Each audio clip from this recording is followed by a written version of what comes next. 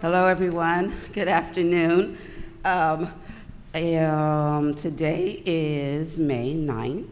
It is currently 7:14, and we are ready to get started with the monthly town meeting for the town of Colmar Manor. Is there a motion to open this meeting? I'll make that motion to open the meeting. Is there a second? I second. All in favor say aye. Aye. Any opposed? Beaches. Okay. This session is now in order. Thank you all for coming out. Sorry I'm a little bit late, rushing through a bit of things. We are going to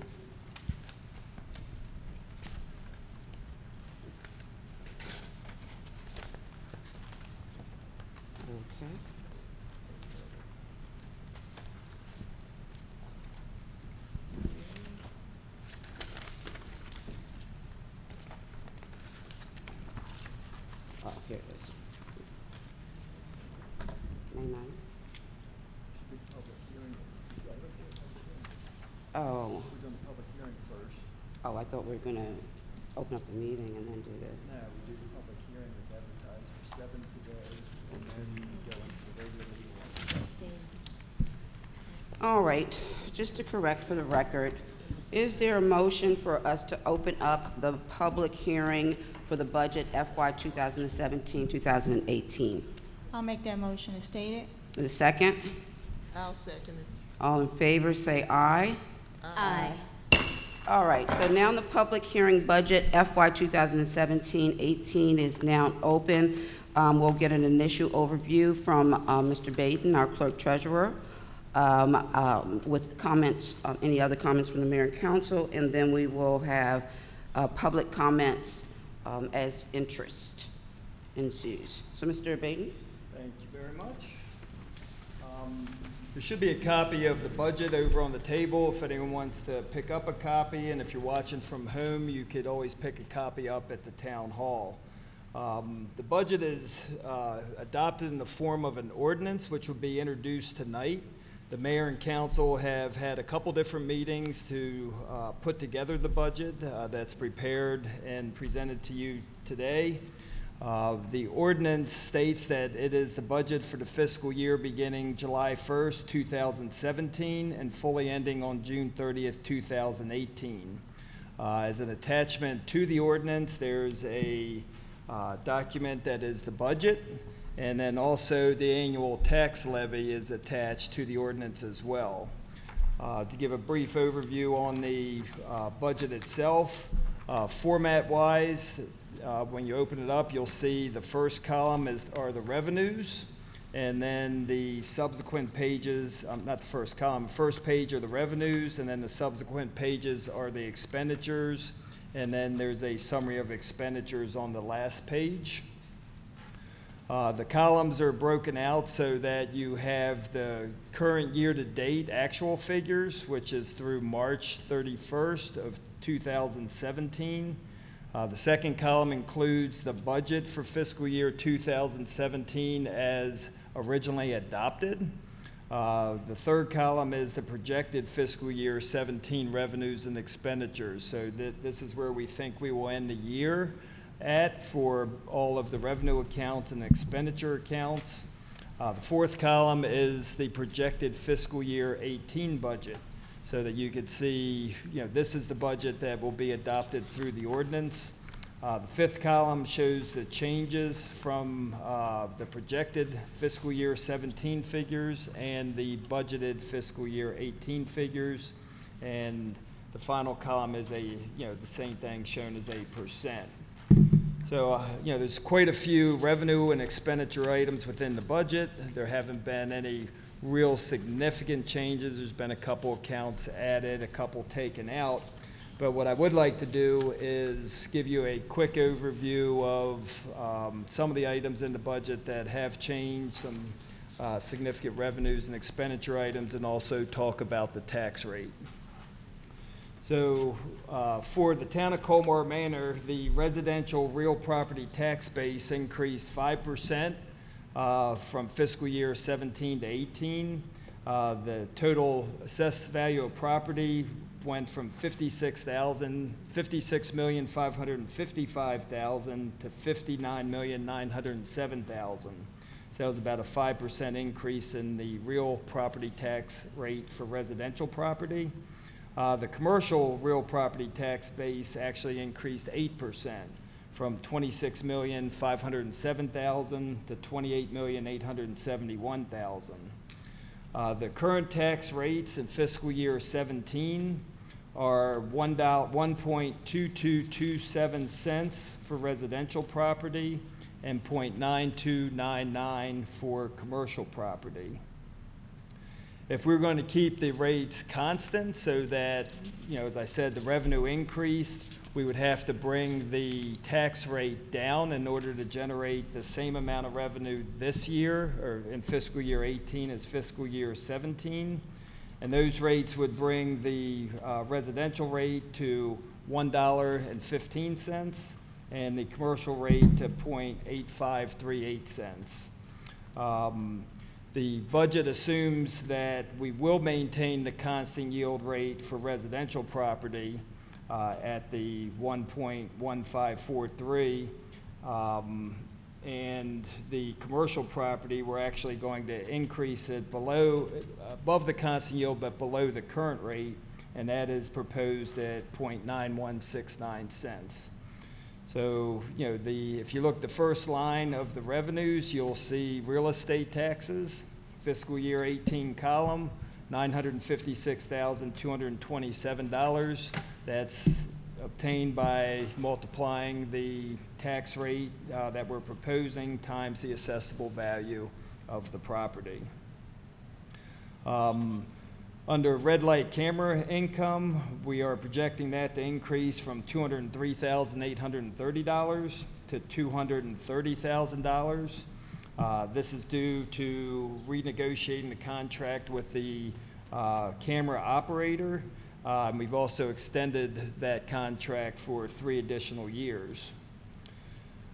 We are budgeting for 2 community parks and playground projects at a cost of $188,157. So under item 4130 of the revenue, you see CP&P grant playground, $188,157, and that's for 2 playgrounds or 2 grants that are going to put playgrounds in the city. The rental income is projected to increase $15,000 for fiscal year 2018. So under item 4150 revenue, one of the last items of the revenue side, you see that showing as $75,000 fiscal year 17, increasing to $90,000 in fiscal year 18. That's rental of the facilities here to outside parties. The projected fund balance at the end of the year is $721,332. The town intends to use $15,000 of this fund balance for capital outlay purposes for fiscal year 18. These include an upgrade to the security cameras at the town hall, painting of all the curbs in town, the yellow painted curbs, and the purchase of some weapons for the police department. There's no funding in the current budget for the Port Town Community Health Partnership. This was previously funded in fiscal year 17 at $7,500. Salaries for all departments include a 3% increase. There's a new line item for the 90th anniversary. Fiscal year 18 will be the 90th anniversary of the town, and you're going to put on some different activities during the year, and there's been a $10,000 budget set for that. There's also been a new line item added in the police department budget in the amount of $2,000 for community outreach, and all of the other items within the budget continue to be funding at or near the same level as the current year. So that's a pretty quick overview of the budget. Will be introduced as a ordinance in the regular meeting tonight, and then we will have the adoption in our June town meeting. So, there's still plenty of time to comment on the budget, send, questions or concerns to myself or your council members, the mayor. We'll be glad to, help answer any of those. And I'll turn it back to the mayor for. Okay. Thank you so much, Mr. Baden. In summary, I'll basically want to say, in coming upon the budget, if many of you don't know my background, I'm an accountant by career. And I give Mr. Baden really tight time to make sure that these things are up to date and right, and that we actually hold to a really tight budget. And I have been pleased in the 3 years, and pretty much today almost marks 3 years of my service as mayor. We have consistently stayed under the budget in terms of expenses. We do not do a deficit operating budget. We work with the balanced budget. The only time we use our resources, our reserve resources, are for emergencies and for capital outlays that are typically one-time activities. And we've been consistent in doing that. So I've been really, really pleased from a rate of, I think it was like 1.42 based on increases in your assessed values and our also diligence in the budget process. We are now down to 1.15 for residents. So there's a significant drop in the rate, and it has been a significant drop in the taxes as well, at least in the first 2 years. This year, we are not raising any taxes. The rate is continuing to reduce. I mean, we're not raising any residential taxes. There is a small increase to the business tax. And so I'm happy to say that we've been able to be diligent in maintaining that there is no additional funds from our residents in the budget. So I thank the council and all of us. We all really work hard. If there is something that needs to be done, we always look at the line items that we already have budgeted for, and then we try to move it around and try to make that work. In fact, I'm not sure if Mr. Baden put emphasis on the fact that bringing in the police chief, Police Lowry, here and sharing our chief with Cottage City has really allowed us to save a lot of money that we would have had to spend otherwise for a full-time police chief. And you'll get to hear from him in a second. I think he's doing a great job of getting things up and moving and in order and so forth. So those are my comments. I don't know if anybody else wants to say any comments about the process before we open up to the public. No. You want to talk about your midnight nights? Yeah, I was just gonna say, we really, being elected official and being in this position, we really took our time, staying late hours, going line from line, and it's something that we really do take seriously, and we are open to comments, suggestions for all the residents that have any questions. That's it. And please, if anybody is watching who might know somebody else who's not watching, we always have our meetings up on YouTube, and so you'll also get a chance. You still have 30 days to weigh in. If you have any comments, thoughts, as Mr. Baden said, you can contact him, you can contact me, contact your council person, leave a message here at the town hall that you would like to discuss a line item, and we're all open to have that conversation with anybody who wants to know a little bit more in the details of the budget. So I will go ahead and open up the meeting for public comment on the budget, and just state your name and your address, and then go ahead and say what you think.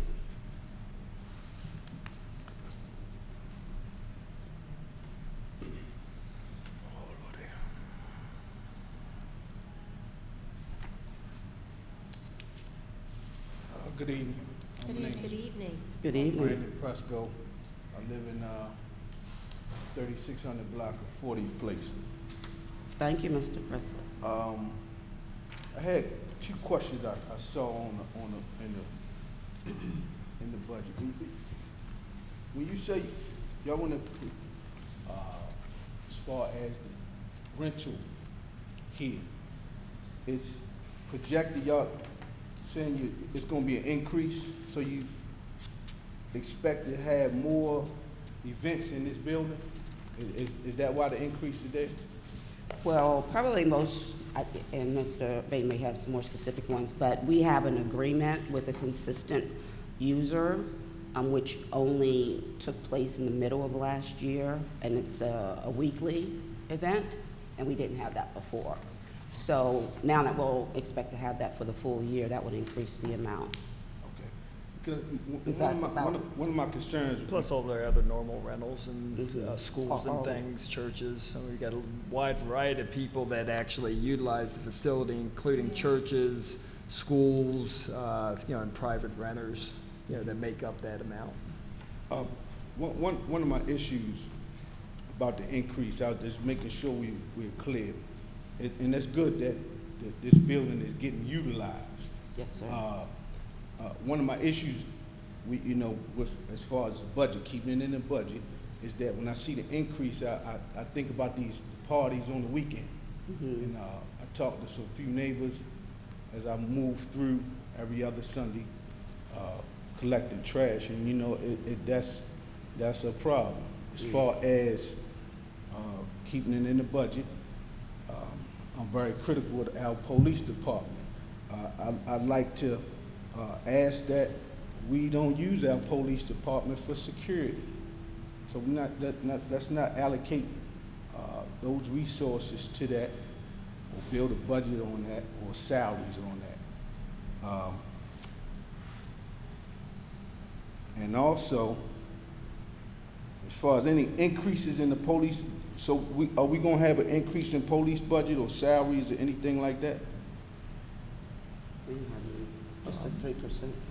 Are you talking about manpower or? Yes. Yeah, Additional manpower. officers? Oh. Manpower remains the same in this budget as the current fiscal year. Okay, because I'm very critical.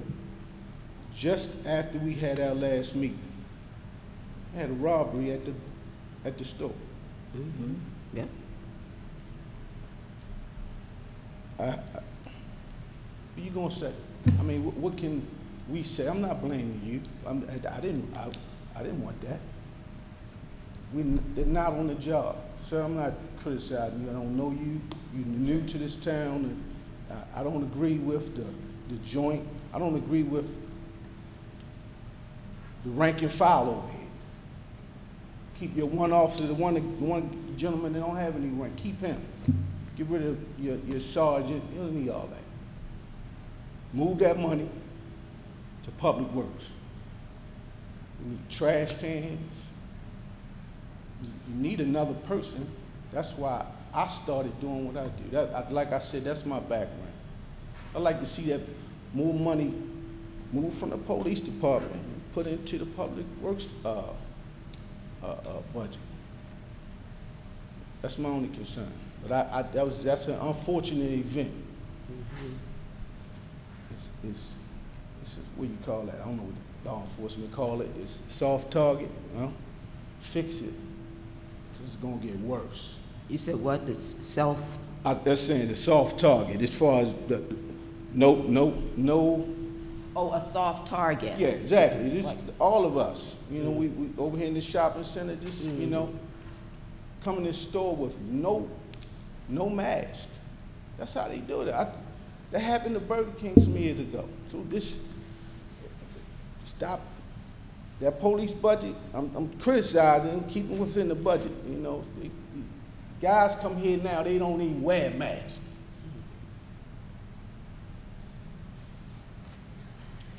Thank you.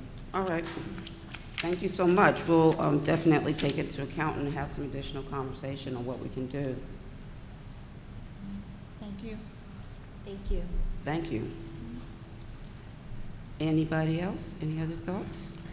We did have one comment that was emailed in, and they wanted to know if we receive any federal funding for any of our revenue items within the budget, and the answer to that is no.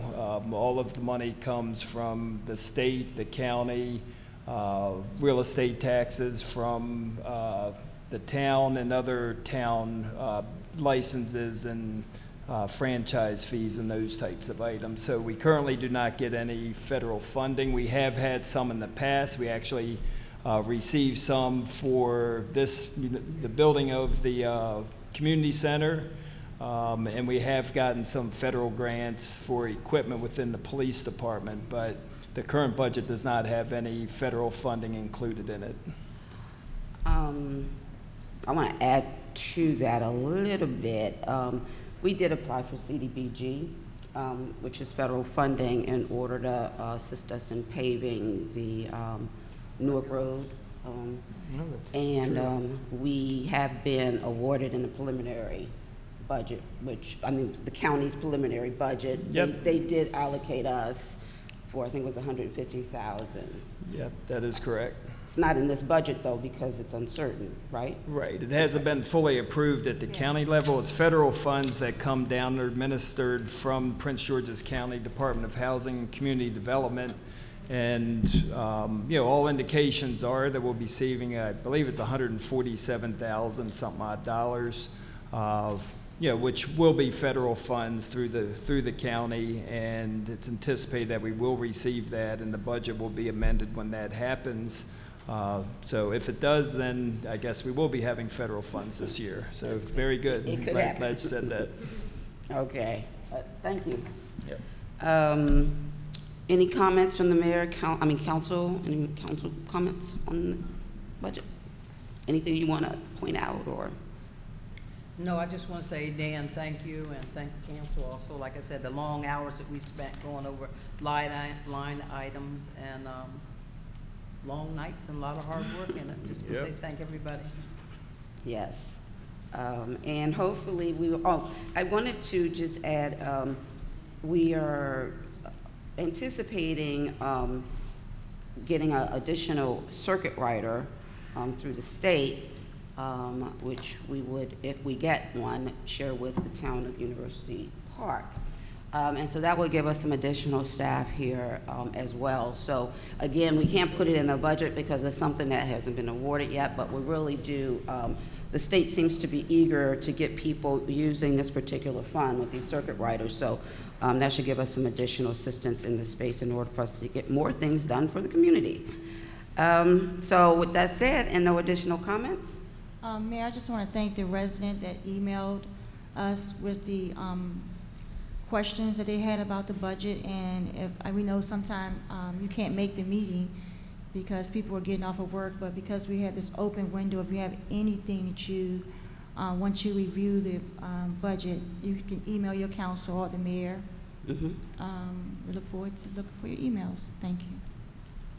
And I'll just add that, you know, I really would like to hear from people. I really would like for people to participate. Absolutely. And for us even to, if we need to explain why one line item might be what it is, just to even clear up how our thought process has gone. I'll just tell you a little story about last year. I'd really like for the people to participate in the budget process, and so last year I know I had promised to talk about parking permits, and I deliberately had both those hearings on the same day, which was also the same day the council was being sworn in, because I was very aware that so many people would come to the meeting to talk about the parking permits who don't come to talk about their tax dollars and how they're spent. But that gave us an opportunity to have a nice, good-sized room to really hear about the budget and how it's working and operating, because the room was full for the parking hearing. So I'd like to see people come out that way again, but I appreciate it. I assume it means that we're doing a decent job if we don't hear from you. But please feel free to chime in on anything it is that you're interested in chiming in on. So with that said, is there a motion to adjourn this public hearing? I'll make a motion to state it. Is there a second? I'll second. All in favor, say aye. Aye. All right. Is there a motion to go into our public town meeting? I'll make that motion to go into our public town meeting. Is there a second? I'll second that motion to state it. Okay, all in favor say aye. Aye. Okay, we're now in the public meeting, and let's do a pledge of allegiance in a moment of silence.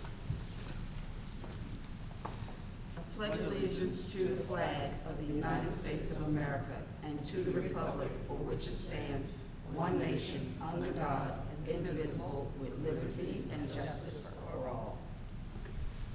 Okay, we'll have a moment of silence to think about those overseas, the shut-in, people who need help, issues.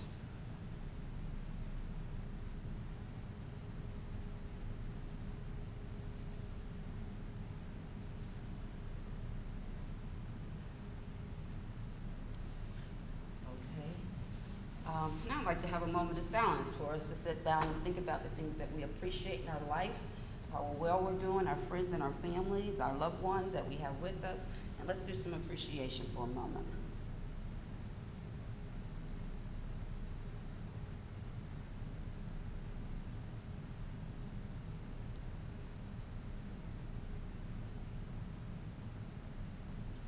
Okay, thank you guys. Thank you. I appreciate you all. Okay, the first item on this agenda is a special speaker. We have Aaron Markovich from the Anacostia Trails Heritage Area. He's going to give us a little summary on what's going on. Thank you, Aaron. Yes, thank you. Good evening, everybody. Good evening. It is always a pleasure to come to the communities and say hello. It's our opportunity to come around this time of the year as you're getting close to finishing your budget or as you're preparing your budget or whatever the communities might be doing, to ask me any questions that might be going on. The communities pay dues, and we want to make sure that we're giving you a service for those dues. And sometimes there's questions. Obviously, there's always a representative that is permitted to come back to the Heritage Area meetings, but we want to be there to help out. Just by way of recap, we have been spending the last year or so looking at how we operate and what it is that we're doing and how we can do it better. We spent a lot of last year actually working off of my kitchen table because we had moved out of the Hyattsville City Hall, but we hadn't moved into our new space yet. So over that process, we're now into an office space. We are formally over in the new Pyramid Atlantic Art Center. If you haven't been over to that building, I encourage you to stop by anytime. Happy to show you. I think they're closed Mondays, but any other day. I give you a tour of the space and what's going on there. And actually, if you wait about another 2 weeks, we will have the first part of our Heritage Center put in, and I'll talk about that in just a second. One of the big projects that we worked on was we brought in the communities of Bowie, Glendale, and Cheverly into the Heritage Area. We basically represent north of 50 under our management plan. And we have been working on this Heritage Center. So in the Pyramid Atlantic Art Center, there's a 300 square foot gallery space that's about 17 foot tall. And we are putting in exhibits and elements, including the front of a canoe that you can sit in and take a picture in.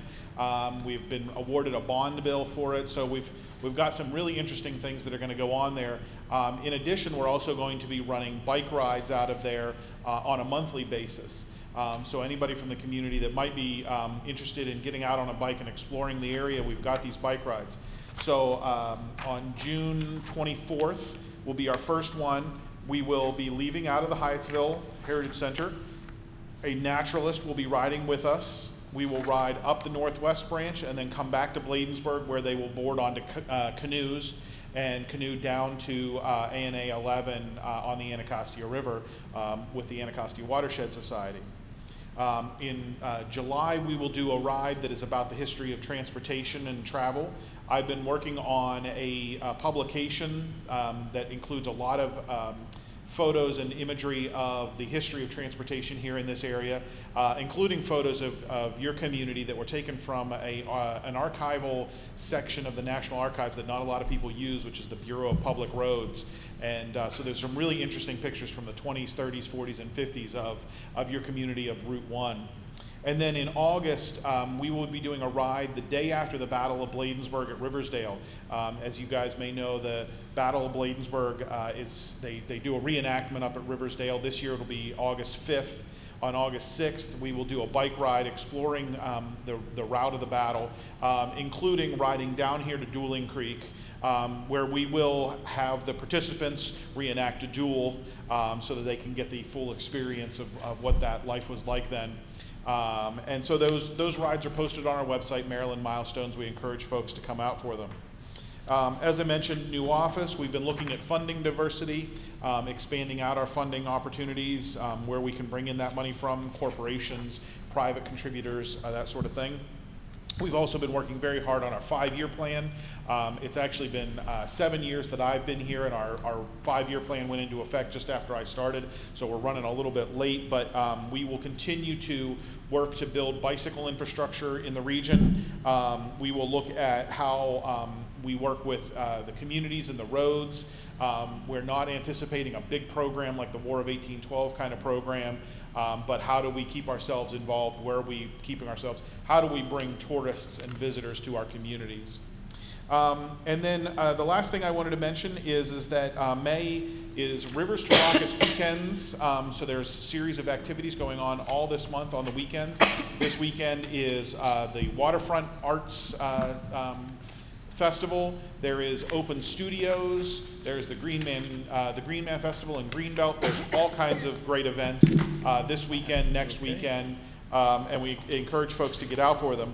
But in addition to that, this is Preservation Month, and on May 25th is the County Preservation Reception. You're always encouraged to attend. That'll be at Darnell's Chance at 6 o'clock. If anybody wants to come down for that, they can always shoot me an email off of our Maryland Milestones website. You all know how to get in contact with me, but we always encourage folks to come out. It's a nice evening. So that's just a little bit of a recap. We're excited about what's happening this year with a new Heritage Center and the rides, and I'm always just here for any questions if anybody has any. What were the new towns? Thank you, Aaron. Thank you so much. Yep, excuse me. It's just a tickle on my throat. What were the new towns that joined? The new towns were Bowie, Cheverly, and essentially an area that we would call Glendale. It's unincorporated, but the big purpose in doing that is that incorporates the Washington, Baltimore, and Annapolis Trail, and all the way, right now it ends in Glendale, goes through Bowie, and there's a bridge that's supposed to be built up and across there. And then coming out of Cheverly would be the trail connecting into the Anacostia trails. Okay, cool. Now, when I have a question. How come they do the Battle of Bladensburg reenactment at Riversdale instead of at least the Waterfront Park? It actually predates the marina stuff.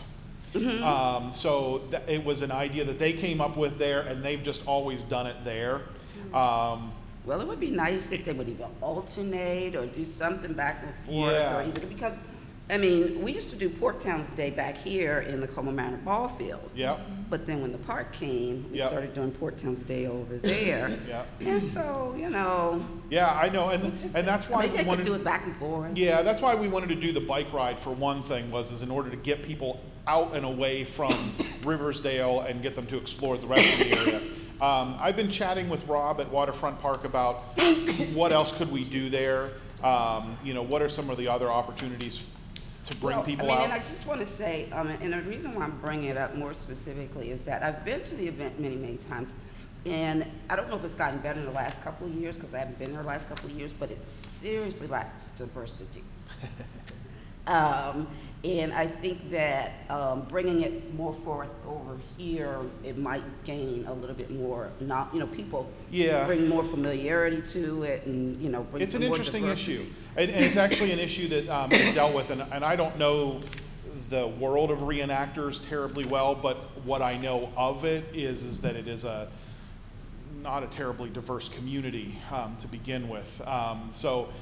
There has always been an effort to try to find more of that diversity in there, and it hasn't quite caught. So I appreciate the opinion, and I will absolutely bring it up with the folks there and see what else we can maybe do. Yeah, absolutely. That would be great. Yeah. And now the last question I have for you is, who is currently the chair on the governance committee or the executive group of The governors? managing board, if you remember, whenever we split the organization so that the managing board manages the day-to-day operations, that's Lee Kane. He had worked at Watershed Society, and he still does stuff with the Anacostia River, lives over in Mount Rainier. And then for the governing board, the decision was made to have a rotating chair. So they just pick one at the beginning of each of the meetings.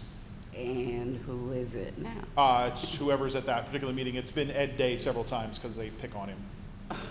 But it is a rotating thing, just for the Okay. purposes of that meeting. So whoever's there. So the reason why I was asking the question, because I sensed, and we went through quite a bit of a process when the decision was made to split the two groups, but I had a strong sense that when that was done, what was left of the governance committee, which was very engaged, became unengaged. I don't think you probably disagree with me on that. You know, it's just a couple of little leftover people, but I do think that would be a really good idea to search out some leadership. I mean, I'm not volunteering, but I've been there, done it. I think that we should put some effort into it, because I do think that it's taken away from the close town knowledge of things that are going on, rather than just when you come to a meeting like this. So it's just another thought. No. I understood, and you know, in reviewing the bylaws that we've been working on, reviewing those bylaws and trying to look at what opportunities are there. You know, there were a significant amount of changes because it went to a quarterly meetings. It really took a lot out of the governing board and put it mostly in the managing board, which meets on a monthly basis. So Yeah. All right. Okay. Thank you. Yeah. I appreciate that. Any council members? Any questions? No, thank you. thank you. I know you said the bike run is June the 24th. What time does that start? Okay, so the bike rides all start about 9 or 10 in the morning. So that one on the 24th will start at 9 o'clock because we need to give ourselves a little bit more time. The one in July will be at 10 o'clock because it's a bit of a shorter ride. And then the one in August will actually be an afternoon ride because it's on a Sunday. Okay. So we wanted to shift it downward. And all the rides are basically a $10 donation encouraged because it's our first year of doing it. How was it going to work? Right. We're going to try to cap them at 25. Oh, and you just answered my question. You said it was the first year doing it. I was ready to say you have kids participating in the bike ride. Yeah, possibly. You know, we've had them attend some of our other things. We just had our Rivers to Rockets ride. We had a very cute little 4-year-old who was on her bike out there. They only went one stop, but that was okay. These rides will tend to be a little bit, you know, more adult-oriented in terms of what the conversation will be. I was talking with some of the folks earlier. The dueling item is something that I brought up. Actually, it didn't really occur to me until after the program was done, but I talked about it in one of my daughter's classrooms. And, you know, they're into it because if you haven't heard the Hamilton soundtrack, there's actually a piece in there called The 10 Duel Commandments. And it talks about dueling and how it all works and what it's all about. And I think it's a really good connection, talking about diversity and bringing in different musical cultures and experiences and mixing them with history. It might be, again, I have said to Park and Planning that we need to get more at dueling grounds. We need to do something there. We need to get it activated. People need to know about that history. And if we can do it, well, I want to find a way. But the topics in terms of kids invited, kids are absolutely welcome. You know, teenagers, 10 years old and up, absolutely. Younger than that, they just might not be as engaged in the topic. Okay. I think, and you said your new location is at the Arts Center? Yep, the Pyramid Atlantic Arts Center, so it's right next to Hyattsville City Hall. Okay, yeah. Right across from like Franklin's there. And it's absolutely worth visiting because if anybody remembers like shop class from 1950, 1960, that's what it's like walking into. They got screen printers and letter presses and all sorts of cool stuff, big giant machines. And then upstairs, I don't know if I think your community's worked with Neighborhood Design Center, so they've got an office in there. There's artist studios, and they are just now doubling the size of their gallery space. And so that's where our office is located. We're thinking that maybe in later summer we may have like sort of a second grand opening with some of our exhibit pieces that are going in, depending on when this bond bill stuff gets sorted out. Well, I would like to, in terms of the bike rides, I wanted to ask you, will you have like a discounted price for children? Again, it's Meaning it's like contributed, under- you know, it's a donation at this point. Right. Until we sort of figure it out. So, you know, if somebody comes in and says, I'm not sure if I want to pay anything until I've taken the ride, it's okay. People can just show up and ride with us, and if they feel like it worked out and want to help defray the costs of it, there aren't significant costs to it. We want to sort of get a feel for what are people willing to pay. We did a survey, and we had about 100 responses that all indicated $10 was about the right number. 2-hour trip was about the right number, but we need to test it. And will there be any bikes available for people who don't have a bike? Yeah, that's one of the questions that we have whenever you do the registration is, do you need a bike? So that we can get a feel for that again.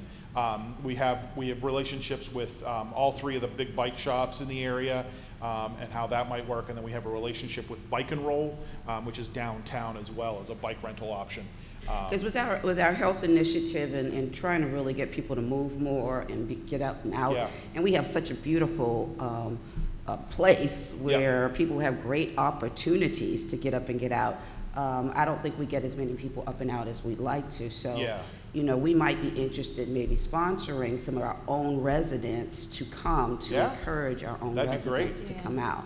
Yeah. So, you know, we Yeah, can that's a good talk about doing that. Yeah, absolutely. And even if your community wanted to do a very specific type of bike ride or a bike activity or something, I'd be happy to help you figure out how to plan that and pull it together. Okay. Yes, that would be great, because Yes. we have a lot of young kids that love to ride their bikes. Too. Absolutely.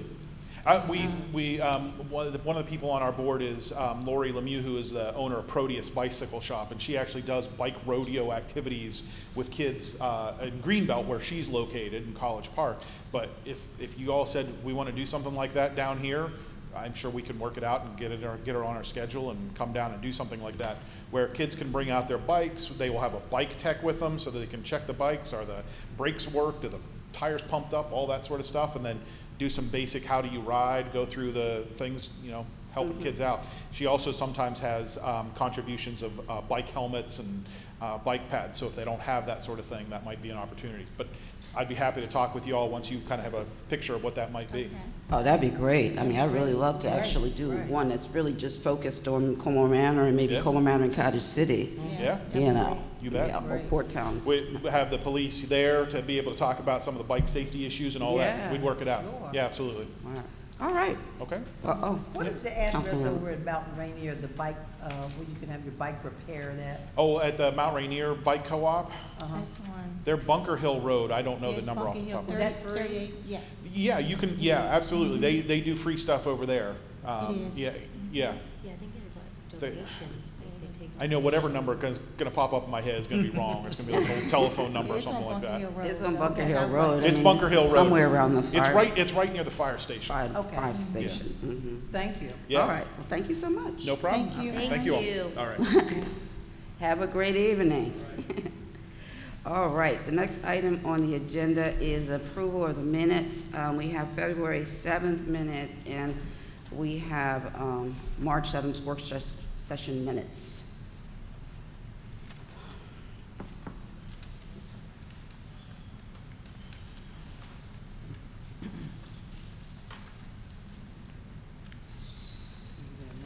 I'd like to make a motion to approve the February the 7th, 2017 work session and the March 7th, 2017 work session minutes.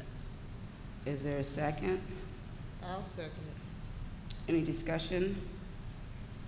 Okay, I have a couple of them. Question? For the February 2nd, second page, MML Summer Convention attendees. This is that conversation that I had recalled when we voted. Later on, finding out that when we budgeted for both Mr. Porter and Ms. Cooper to attend. And I think that because we made this vote, and because we made this vote in this particular work session, I think we still have to make another vote to approve for both to attend, to override this vote. So we don't have to do it right now, but it should be a line item that goes on the agenda. Does everybody follow me? Yes. Okay. So, Mr. Baker, we can add that to the agenda for us to take care The of that. next work session, or? No, we can do it tonight. Oh, Because we've okay. already come to a conclusion. It's After. just that we need to clear the record. Okay, next, I have, on the next page, I just wanted to mention that this is the District 47 Legislature reception, where we took a vote to pay for 2 drivers to carry Port townspeople to the reception. And then just a note that goes on this agenda, on this particular set of minutes for tonight.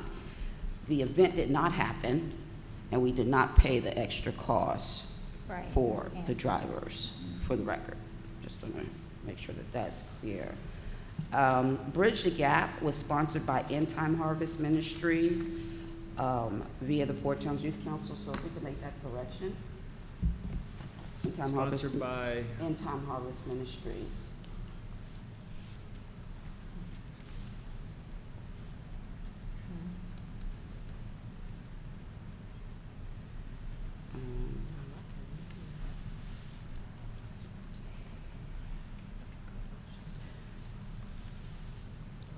Okay. I also want to, just to put on the work session for next week, there was a motion in here for us to purchase a defibrillator. And by the way, the defibrillator is here. Wow. Yes. And it's down in the recreation area. But I think I understood that we need a 2, because we're supposed to have one up here too. So we can talk further about that in the next work session, how we want to handle doing that. That was all for the February. For March,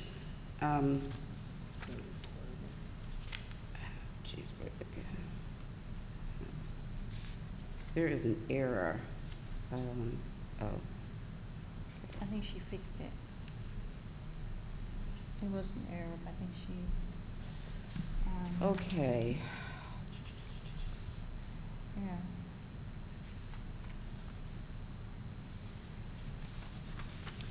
Okay, so in the red light camera finds, I'm personally going to say, because the conversation that I recall was the corrections related to errors in how the company was billing us, and which Mr. Baden had worked out with them in order to correct that. But this sounds like we're paying more, so I just think it's poor wording. which item is that? This was on the March 7th agenda. It's the first one, the red light cameras, fines and fees. We had to approve the contract, right? We also approved the new fee schedule. Right. Remember, we asked Right. if, you wanted to change any of the fees that are associated with it. And then we subsequently, I'm not sure if it was at this meeting, but we subsequently approved the contract. I would like to check that, because I thought we did it the same night, because the fee schedule was a reduced fee, right, from what we were paying before. No, we retained, these are the fees that we charge violators. Oh, not the what- Not violator what we're fees. charging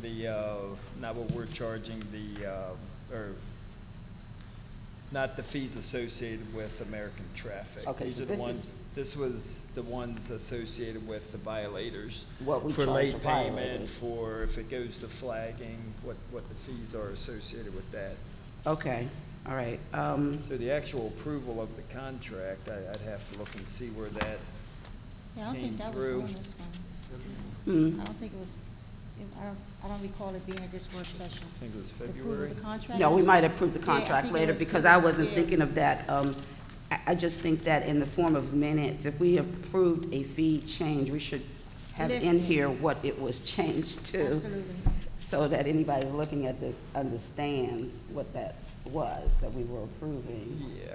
So, I just, I'll, think why it's- don't we just withdraw those Yeah, I and was then, thinking table- bring them tables. back, so approve the February 7th minutes with the changes proposed by the mayor, Yeah. and that will table the And we'll March 7th. table the March 7th. Okay, sounds good. Would you accept a Amend that motion amended as motion? stated, right. Okay, and who's second? Second, Cynthia? You accept that amendment as a second? Yeah. Okay. So we are approving the February 7th with the adjustments, and then we'll come back to talk about March afterwards. And I'll call for a vote. Ward 1? Aye. Ward 2? Aye. Ward 3? Aye. Ward 4? Aye. Mayor votes aye. Thank you guys very much. Okay, mayor's report. Let me see. Well, it's been a very, very busy week. I mean, it seems like every day is rolling into each other. We had a wonderful Easter egg hunt, which was very well attended. Our garden teams have started working in the garden areas. We have there were several elections in the area. I want to say congratulations to Mayor Miles, and who regained her seat in Mount Rainier, Mayor Lopez, who regained her seat in Brentwood, Mayor Gant, who regained her seat in Edmonston, Bladensburg, and we had no election in this cycle. And there's several other people I want to say congratulations to, and we got some new people that are coming into the port town, so we're excited about having some of the new people as well. So there was a lot of energy around elections, and then the swearing-ins are all happening now. Cottage City, I want to say congratulations to those newly elected. There's 2 new commissioners in Cottage City. And so they're having their swearing in tomorrow night, if anybody would like to go over to their swearing in at 7 o'clock. And so basically this month has been really, really charged with working on the budget and spending a lot of energy in trying to look through what are the things that we have and what are the things that we need to do. And also I will mention, which I guess I'll mention in a minute, about the work session and what we went through there. And I'm sure I'm missing, Earth Day, which, I had a really great time. And again, we had great attendees. I want to really thank the Girl Scouts and the Boy Scouts, because they were out. And also AKAs from many different schools, colleges and so forth. So that was a nice rainy day, but hey, we were out there. I encourage everybody to keep an eye up on Facebook, and take a look at what's going on. We do try to post out there what's happening so everybody kind of can see the things going on and can come on out. We all attended the Black Mayor's Scholarship Gala, which is also a wonderful event for honoring young people. We give out 2 scholarships ourselves every year, and so next year we're going to actually take them to the gala with us. Last year we took 1. But we're going to do that as well. So anyway, that was a really nice event as well. So I'll call for council reports. Ward 1. Good evening. As the mayor stated, we attended a lot of meetings last month, but she forgot that we attended another meeting in Cottage City a couple of nights ago. You weren't there, unfortunately. Oh, that's right. And it was about the Bikers Trail Lights, and it was a very successful meeting. Also, I've noticed a lot of the bikers riding through our town in the evening, around about this time they're coming through, going home or whatever. And I want to tell the drivers to kind of drive a little bit slow and be careful not to hit no one. And there's kids out, the weather's breaking, the kids are out in the street and out there playing too. So drivers here in town, please look out for the kids. I want to say thank you to Mr. and Mrs. K. They have a kids club every Friday, and a lot of the kids in the community attend it, and they also do tutoring too. I noticed in Ward 1, thank you. I noticed the flowers are growing and people cleaning their yards up and getting ready for summer, and it looks really nice. I just want to say thank you, and it's noticed. Bulk trash, I have noticed, and I gave it to the maintenance a couple of times. Some of the citizens are putting the trash out there and it's sitting over the weekend. I noticed a lot in Ward 2 also. Excuse me. So please put your trash out. don't forget you have to call and let them know that you want to be on the list. If you don't call and the trash is out, they won't pick it up, so please call. I want to give my condolence to the Gibbs family on Lawrence Street. Bobby Gibbs and Darlene, long-time citizens in the town. They were very active. Bobby, she was on the recreation committee, and they attended a lot of the town meetings and the neighborhood watch meetings, and Bobby and Darlene both will be missed, and prayers go to the family. I also want to give my condolence to the family on Newton Street. The Palmer family, they lost nephew Moses. Moses was nice, respectful, loving, Oh, I didn't know a that. neighbor, and a friend. And he will be missed in the community, and my prayers go to that family also. I want the citizens to know that the next neighborhood watch meeting is going to be on May the 18th, 7 o'clock, and I want to give it down to the Toddlers Park down Monroe Street. So anyone that would like to join us, Chief and all of us, please come down the 18th of May, 7 o'clock, Toddlers Park. And I wanted to say, as the mayor said, Earth Day was nice. The grandkids and I got out the last minute to help with the lights down by IHOP. And we put the lights up on the tree, and we rode by the other night, and I want to say thank you to Carrie. They were beautiful. They really were beautiful, and so I just want to say thank you to Carrie, Doretha and Kim, and all the others that were out there working. And that's it. Thank you. All right, thank you so much. Ward 2? Oh, good evening. I'd like for the people in Ward 2 to please be mindful of the people who don't have driveways, because we're still having parking issues. And I'd like to say happy birthday to my son, Anthony. Thank you. All right, happy birthday, Anthony. Thank you. Ward 3? Yes, I don't have a report tonight, but I just wanted to let the residents know that there's a beautification application that we have at the town hall, or you can get online. We're parking planning. If you submit your neighbor's house with the beautiful flowers, or someone is really doing a great job upkeeping their property, they will be honored with a certificate, and they'll also have like a dinner out normally it's at the Newton White Mansion. I'm not sure where it'll be at this year, but I'm quite sure we have some beautiful homes that people are really taking care of in town. So it'd be great if you see a home that you really like, or maybe your home, maybe someone would nominate your home and it can be listed. That's it. Thank you. All right, thank you. Ward 4? Good evening, everyone. Just wanted to say Ward 4 is looking great. The weather's getting warmer. Everybody's gardens are looking awesome. So on that note, everyone is outside more. So we need to just be more aware of when we're driving around, because there's more activity going on outside. We did have that wonderful neighborhood watch Thursday. That was April the 27th. Thank you to Officer Lynch and Officer Pease. They did a great, we talked about a family communication plan, which is bad because I needed to update my family communication plan, because just in case there is an emergency, it's good to know how to get out of an emergency, especially in your own home. And what the mayor said, the past couple weeks there have been elections. Congratulations to all the newly elected officials. It is graduation time also. Congratulations to the new graduates. And happy belated birthday to Councilmember Jackson. She turned 21 on April 30th. And happy birthday to my goddaughter. Today is her birthday. She turns 14 today, Charlize Suarez.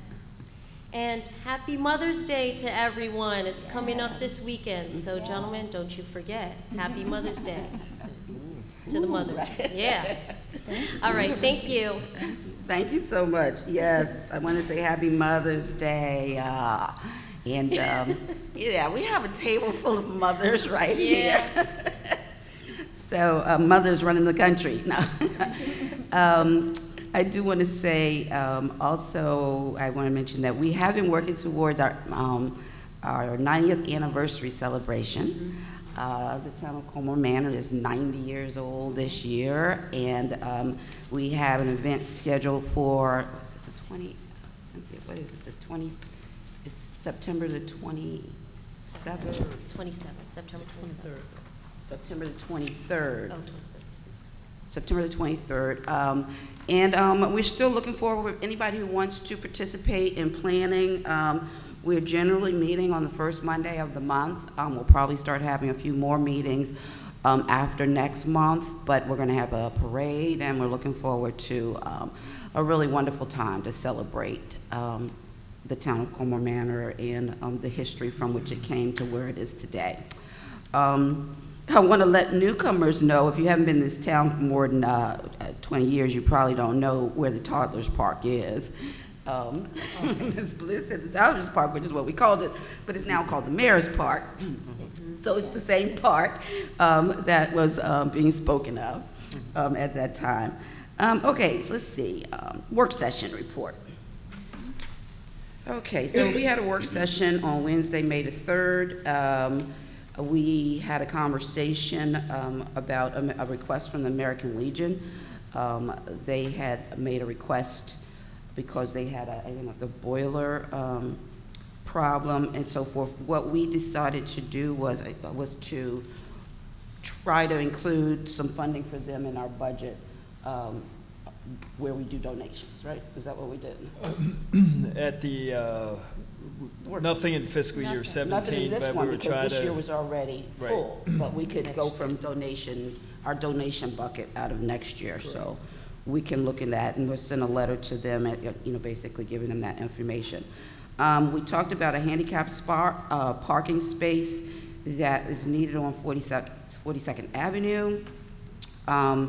Made sure that we were going to send out information to everyone who had requested a parking space on their street, reminding them that the parking space is for all handicapped people and not just for their personal use. Even though they may have requested it, it be put on the street, it has to be open to all handicapped parking. We also talked about the Port Town Youth Council graduation and opened it up to see who was going to attend the graduation this year. We typically always go, and we made a decision to offer scholarship to the two young people who are going to be graduating from the Youth Council who are from the town of Colmar Manor. So we'll be giving out two $250 scholarships, which was in our budget to do so. Then we had some conversations about budget adjustments and some other items that needed to be purchased in the police department in particular. It had to do with body armor. Our police officers badly needed an upgrade on their body armor, and it's a safety issue. Some new uniforms that needed upgrading, and I have to commend the chief.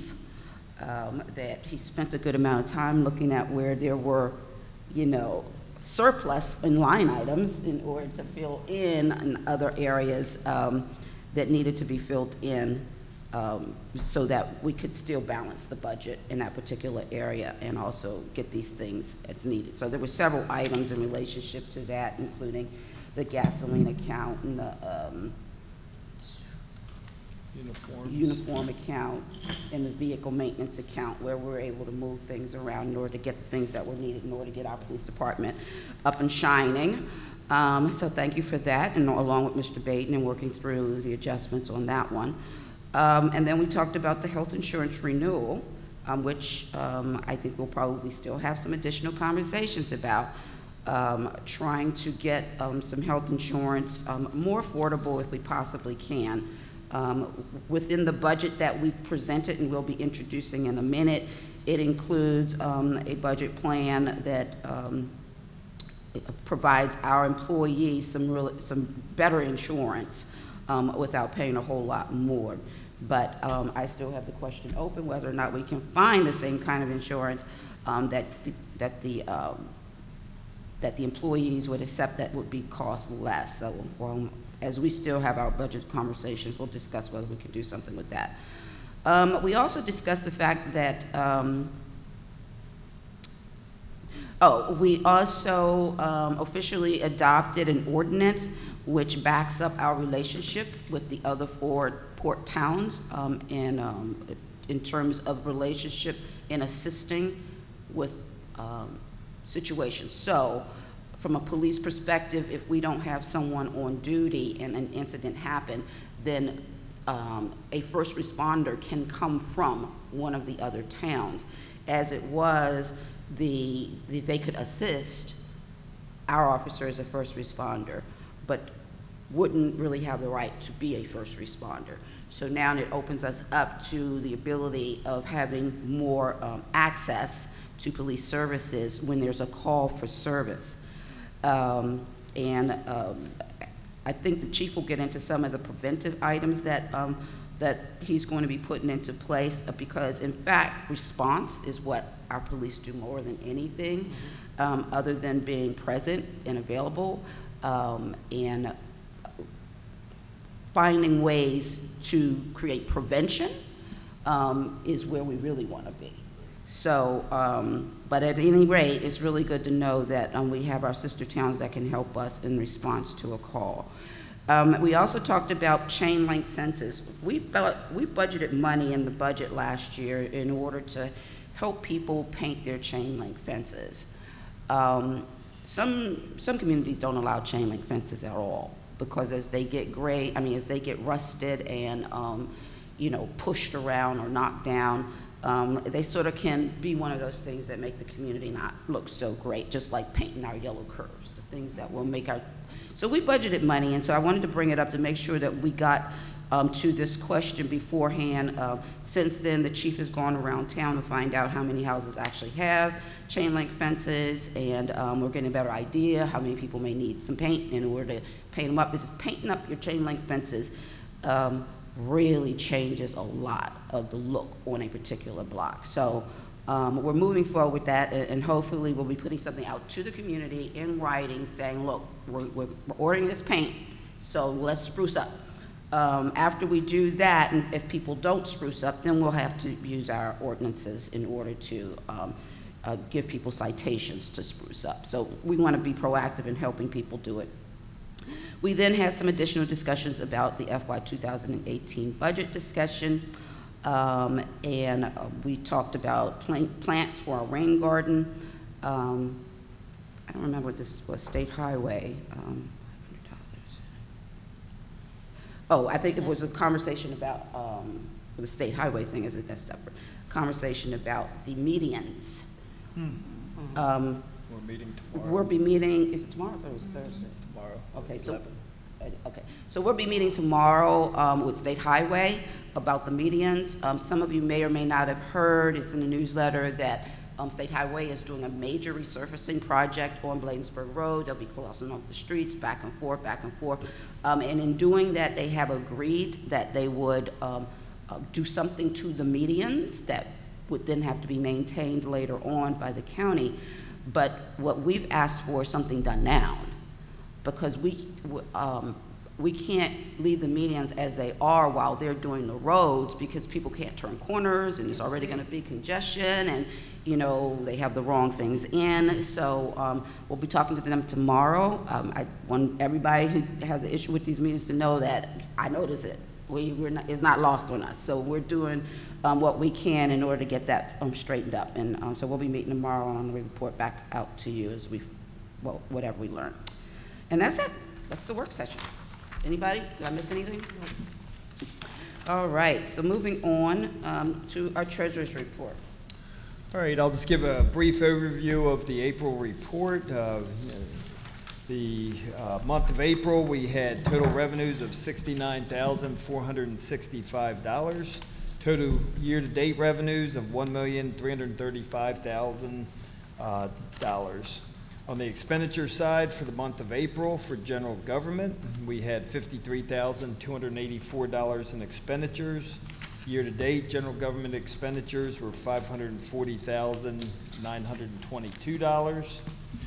For building maintenance for the community center building for the month of April were $5,177.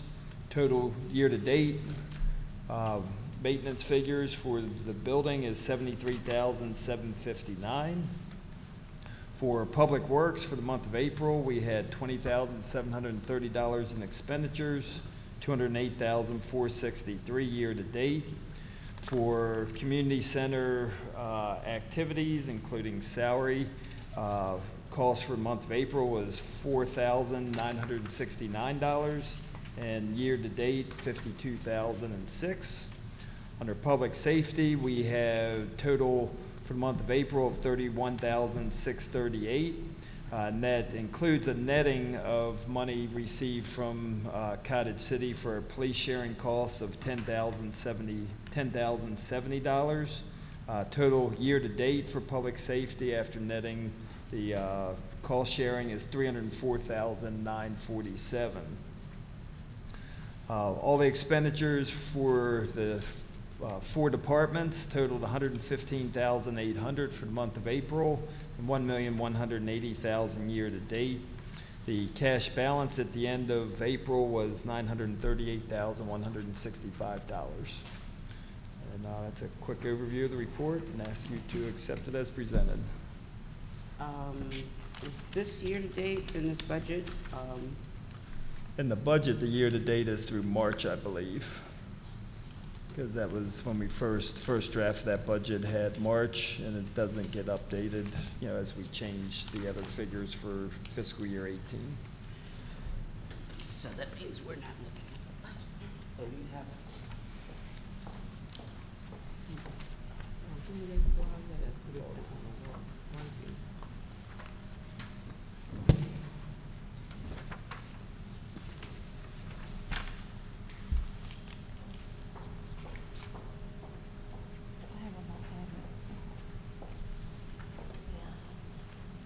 We got the file on email, so if the budget's not in it, it's like you gotta go out of your file to go to find the budget.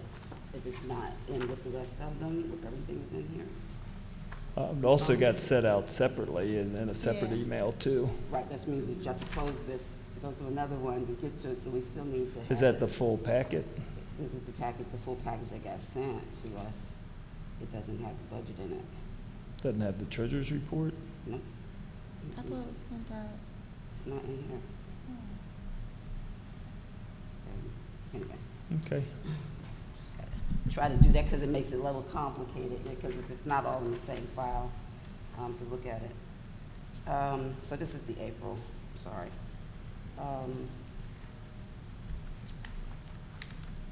Well, the main thing I'll point out is, on average, again, I said I usually do, what's the number?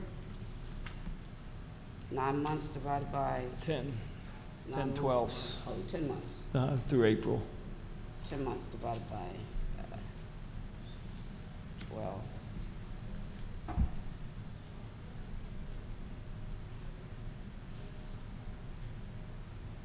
%. So on average, we would be at 83% on all items except for special indications. And for general expenditures, we're at 69. For 3701 Lawrence Street, we're at 68. For Public Works, we're at 76. For the community center, we're at 72. For public safety, we're at 62. And so as of April, in all cases, we're below budget in our expenses on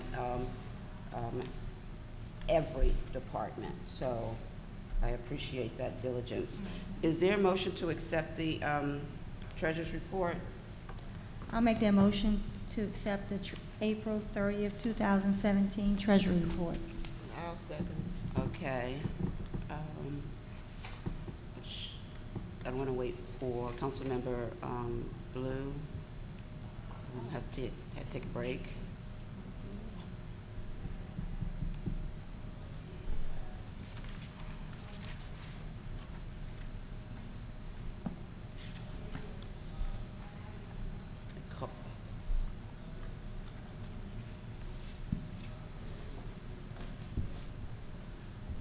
I'll call for a vote. Ward 1 absent, temporary. Ward 2, Aye. Ward 3, Aye. Ward 4. Aye. The mayor votes aye. Thank you, Mr. Baton. You're welcome. Okay, we'll move on to the police report. Chief Lowry. Yes, ma'am. Thank you, Mayor. Thank you, council members. I want to thank the folks that are here tonight attending and our citizens that are watching on TV or either through YouTube. Just a couple of introductory comments, and then we'll go through some of the reports. This is 106 days for me, and people wonder why I keep counting, because I don't take this job for granted, and I mean that. I'm accountable to everybody that's in this room, so I've been here 106 days so far. For the folks that may not know me or may not have heard some of the things that I've talked about before, I believe in 4 or 5 major bedrock things. First one is transparency. What does that mean? That means letting the folks that I serve, which are the citizens of this community, know how their police department functions. We don't operate in secrecy. That's why I go to the meetings. That's why I'm at Bridge the Gap. That's why I go to the youth council meetings. That's why I submit things to the newsletter. And that's a two-way street. If folks have an issue with the police department, I encourage them to come to me. I can't emphasize that enough. That's the only way that I ever understand if there's issues in our department. So transparency. 2 is enhancing community relationships. And I do that in 3 ways: through the residents, through the business community, and through the school system. And how do you do that? You do that by meeting with folks. Most of them are one-on-one type meetings. The next thing is training. The mayor and the council and Mr. Baden were gracious enough to increase my training budget, but it didn't increase the overall police operating budget. It's just a reallocation. So this year I've identified a significant amount of special training that our officers are going to go through, and all of it comes back to, most of it comes back to community relations, how to deal with people. I believe in intelligence-led policing, and what that is, that's looking at all of your crime data, and that's where you try to place your police officers. So I looked at all the uniform crime reports for the last 3 years, and I've identified certain areas, and that's where our officers try to put the majority of their patrol. And the last thing is accountability. I've talked about that. I'm accountable to the mayor, I'm accountable to council members, to Mr. Baden, but more importantly, to the folks that are out here. And you have to know me to understand that. I know a lot of folks talk, but I am accountable to you every day, my actions. And that's why I count these days, because every day here, I realize how important that is. The last thing is the visibility. I hope you will see, and you should be when we go through some of these statistics here, you'll see the officers, although we're not a 24/7 police department, but we are operational about 69% of the time. I've told the officers to get out of their cars 30 minutes a day. I've told the officers to go out into the business community and walk in the community. We have sign-in sheets in the business community. I've told them to, and I've instructed them to attend residence meetings, just like with the neighborhood watch program. It'd be easy for the chief to sit there, but it was the officers that do the work. They're the ones that are going to that. So that's extremely important to me. You'll see the new cruisers that we have that are coming in. They'll be marked. There's no question that they're police vehicles. They'll have overhead lights on them. And that's just part of branding this police department, letting people know who we are. So quickly go through the report. One of the gentlemen that's here brought up the fact that we had an armed robbery at AJ's Liquors, and that was on 4/11, about 9:20 in the evening. 2 masked individuals came into AJ's Liquors. They robbed the store. Our officers were about 90 seconds on a response time. As a result of that, I met with both owners, Mr. Gill. I met with him and his brother. We went through some crime prevention techniques. Prince George's County robbery detectives and their evidence technicians responded, and they lifted latent prints, and they're in a process now of trying to identify those latent prints with the suspects with some of their crime analysis techniques. We pulled CCTV images, and we put out wanted posters. When I say wanted posters, informational posters to every business in the Colmar Manor. We put it on our Facebook, and we also put it in our social media. So I don't take those things lightly. I've told the mayor and the council, every incident occurs in this town, I take personally, and by that, I don't take a vandalism or a theft and just push it to the side. That's the most important thing that's happened in that individual's life on that particular moment. So I read every report, I read every crime statistic that comes into this police department. Just real quickly, a couple of things that I think are of value to you. When we talked about meetings, I attended the Colmar Manor Volunteer Appreciation Dinner, which was wonderful. And why is the chief there? The chief, I'm there so I can see who's serving the community, and so that they know me. I give them my business card, which has my cell number on it, my personal cell, and it has my email address. I attended a Know Your Rights workshop, and what that's about is making sure that people know what the police can and cannot do. That's extremely important. I attended the Prince George's County Chiefs Association meeting, and why do I do that? To establish relationships with all the other police departments in the area. I think you'll see on the crimes, the last time we had a meeting, we had 6 larcenies up in the Colmar Manor Shopping Center. Most of it was from people not locking their doors or keeping their windows down. This year we only had, this month we had 1. And I attribute that 1 to the folks that are paying attention and being diligent about their surroundings, not paying attention to me, paying attention to their surroundings, locking their doors, putting valuables away, and we only had 1. One of the crime statistics or statistics in here that's very important is what we call area checks, premise checks. Historically, this police department has had about 110 per month. Last month we had 388. So what does that mean?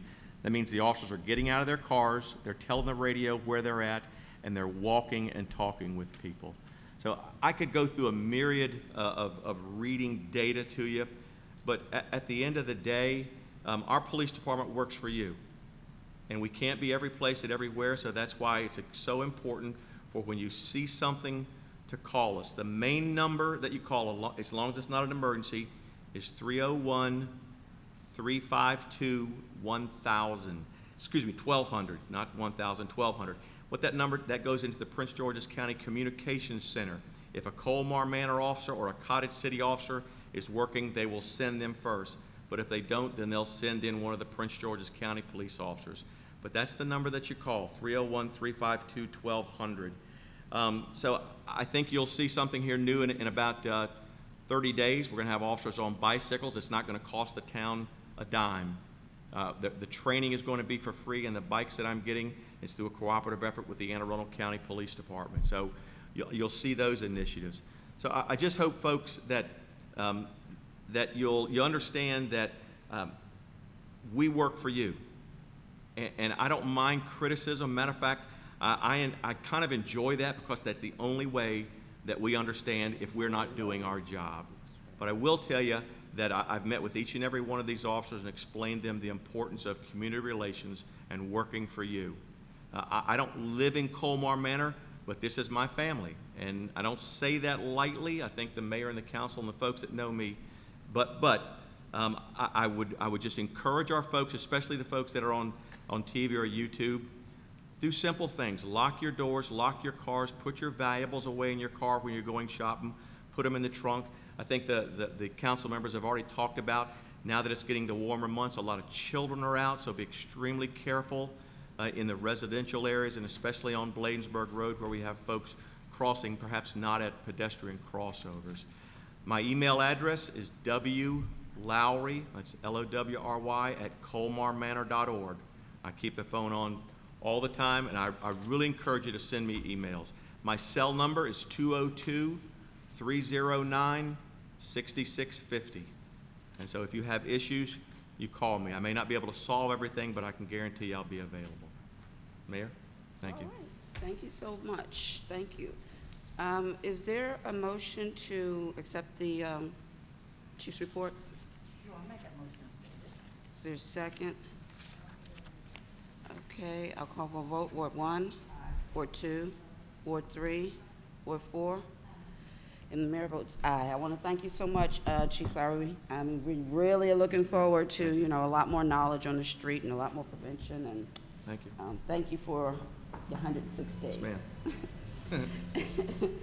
All right, moving on. In the unfinished business, there's none. New business, introduction of ordinance 01-2017, budget FY 2017-2018. Remind everybody this is just an introduction.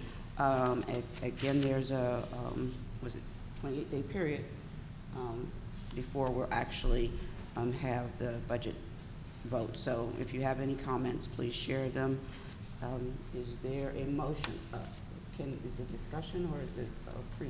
It's a point I want to make to everybody.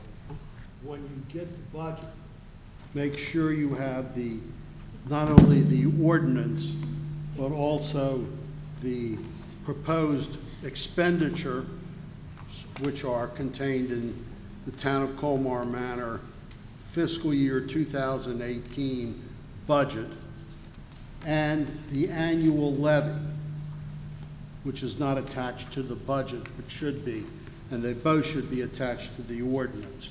Just want to make sure everybody understands the three parts. Yep. All right. Thank you, Mr. Barr. So is there a motion to introduce ordinance 01, 2017 budget FY 2017-2018? I'll make that motion to introduce budget FY 2017-2018, ordinance 01, 2017. Is there a second? I'll second that motion as stated. I'll call for a vote. Ward 1? Aye. Ward 2? Aye. Ward 3? Aye. Ward 4? Aye. And the mayor votes aye. Thank you so much. All right, we'll move on to committee reports. Did ask to add item 11A. Oh, I did which is ask. to approve folks for them to attend the MML conference. Yes. So is there a motion, as was budgeted in our budget, for both Mr. Porter and Ms. Cooper to attend the MML conference? I'll make that motion as stated. Is there a second? I'll second that motion as stated. Okay, I'll call for a vote. Ward 1? Aye. Ward 2? Aye. Ward 3? Aye. Ward 4? Aye. Okay, mayor votes aye. Thank you. Thank you. Come on. Okay, so we move on to committee reports. Do we have a senior report?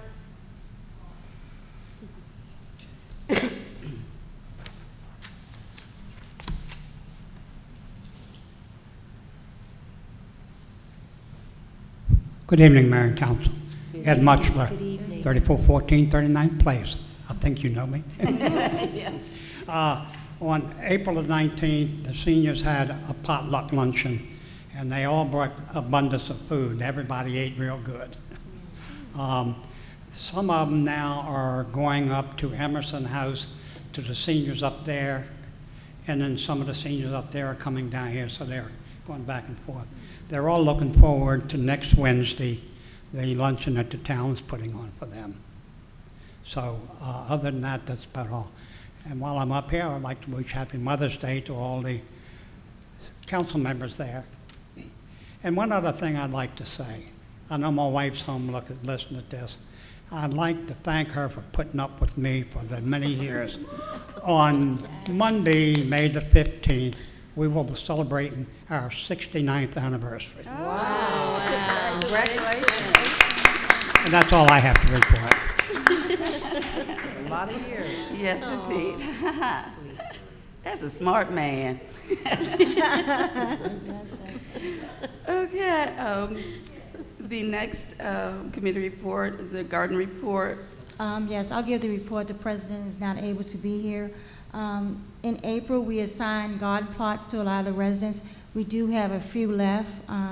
So if you're interested, please email myself or your council member, and we'll be able to assign you to a garden plot.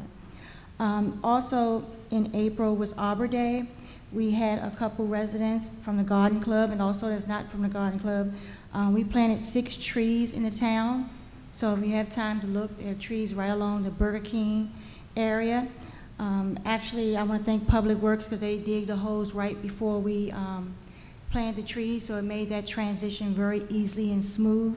Our next meeting for the garden club is May the 20th.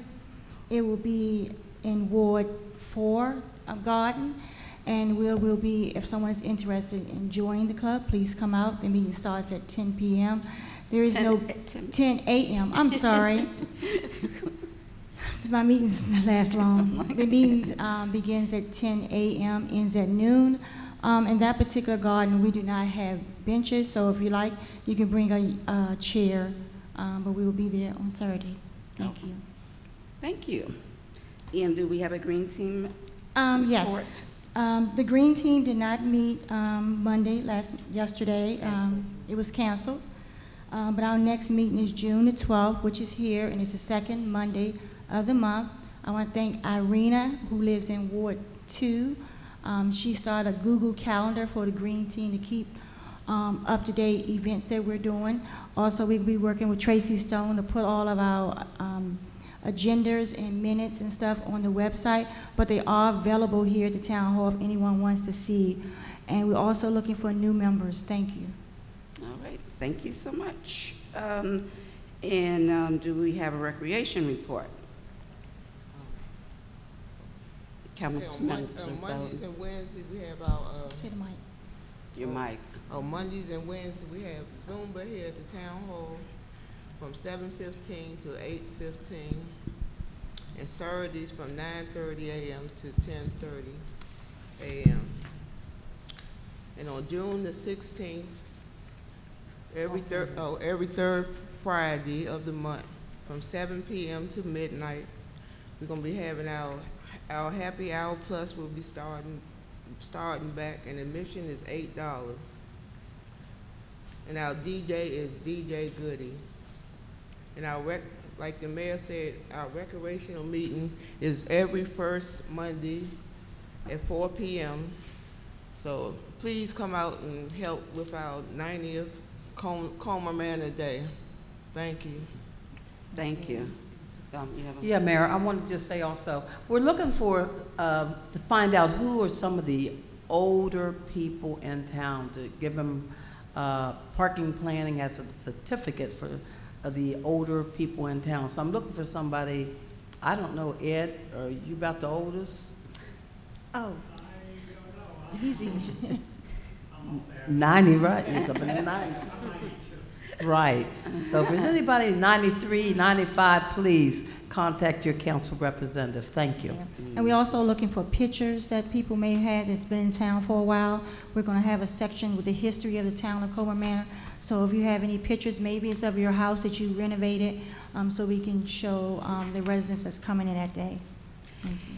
And thank you guys so much. And including in that is that we're not just trying to say what did we look like 90 years ago or 80 years ago or 70 years ago, but you know, what did we look like 10 years ago and 20 years ago?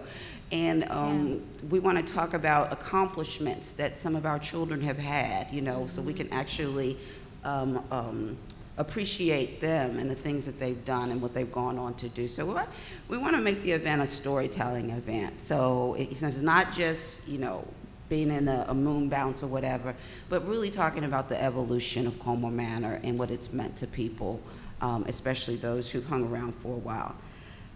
Is there a PGCMA report? Yes. PGCMA had a meeting last month in May at the county exec office. However, we could not attend because we had another engagement. The next meeting is May the 18th. It will be in the city of Seat Pleasant. At that time, they will be accepting votes for treasurer, secretary, board members, and it would be nice if one of the councils would join PGCMA. I think I have had my share. That's it. Seen you looking. Okay, thank you for that as well. I do want to say, I think we all missed it, but the appreciation dinner, I'm so glad that the chief mentioned it. That's right.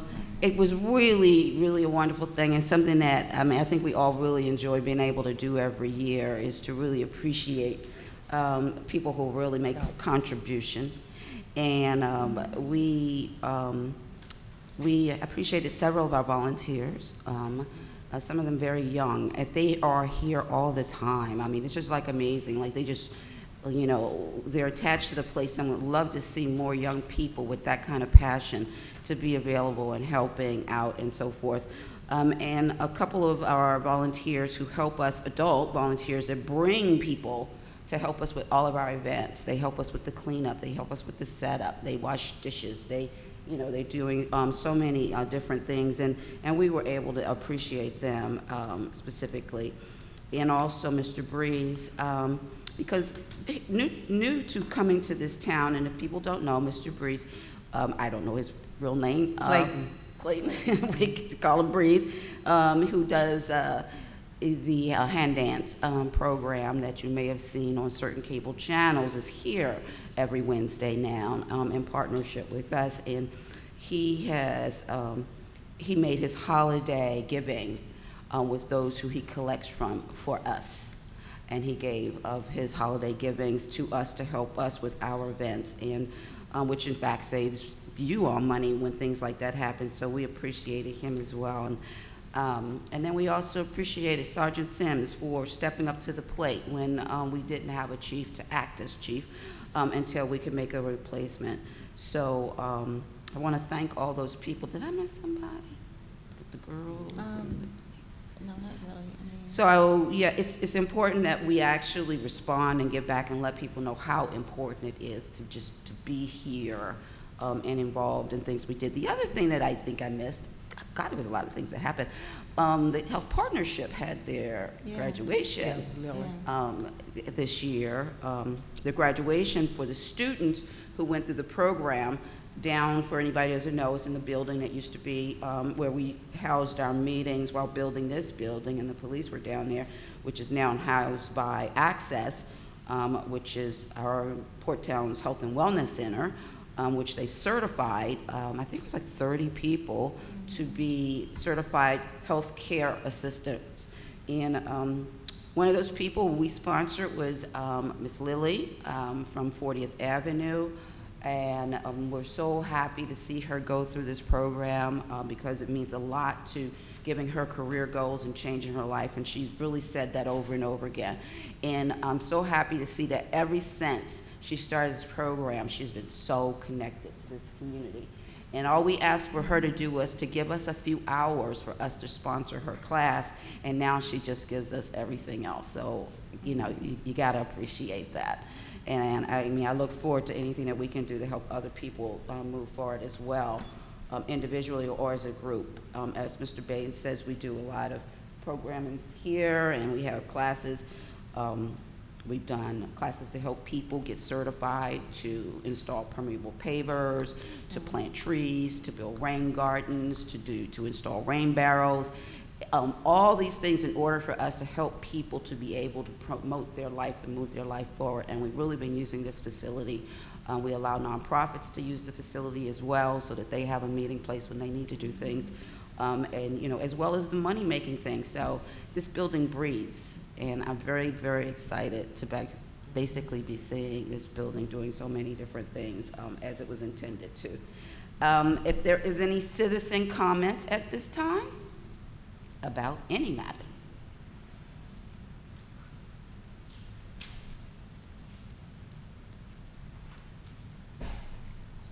It's Brandon Presco again. Do my walkthrough from Sunday. Mr. Prescott, could you like roll that up and see if you can get it to come up closer to you? I'll be brief. That's thank you. For my walkthrough on Sunday, I observed that the landing right here that's coming down into the park, it's a wooden walkway. It looks like it's large enough to get a wheelchair down there. I guess. It's intended. Well, when it rains, Swamp. it's a lot of water. Swamp. And the water is behind, or it's coming onto the property of 3800 Lawn Street. So I haven't spoken to that resident. I just was picking up trash and I observed that, and I said it's going to be a problem with the mosquitoes. And I'm not saying that it's not the residents' fault, but the town should at least have noticed that, because it's been that way for a while. I think I saw that and I said, man, maybe it was like that, and then I came back, I said, well, that's a regular thing, okay? Also, as far as the mosquitoes, if you can we arrange for a later time for the truck to come through when it's spraying? I was getting out of my car, I believe it was about 9 o'clock, and just had to sit in that car for a minute as he came through. That was last year, obviously. Just maybe after 12 midnight, I mean, after midnight, something like that, when there's less people out and, you know, people are in their homes, but I don't know. I stayed in the car because I do not know what's in that when he's spraying. And appreciate the service that they do, but just look out for people because, you know, people maybe have respiratory issues or something like that. Thank you. Happy Mother's Day to all. Thank you so Thank you. much. And thank you for those comments. That's helpful. Yeah. The more we know, the more we can try to do. So appreciate that.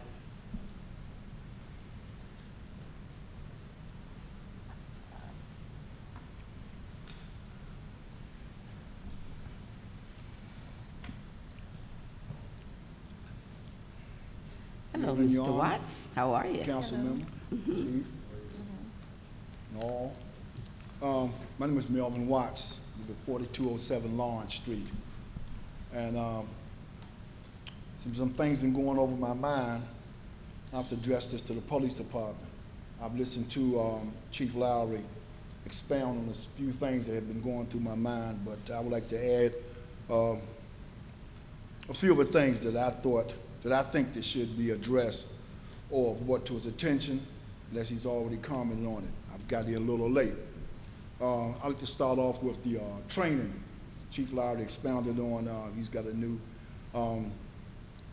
ideas on training of the officers, and I hope he address one of the two of things I'm going to bring up.